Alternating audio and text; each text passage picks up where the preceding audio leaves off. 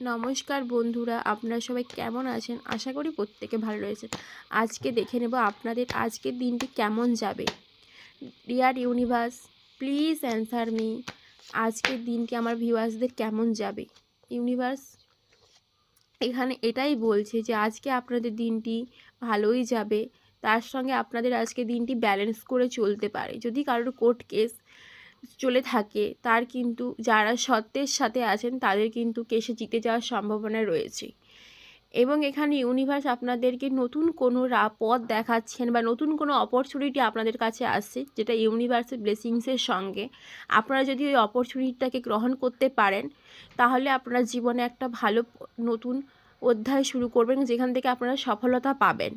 এবং এখানে নতুন কোনো সুখবর আসারও জায়গা রয়েছে।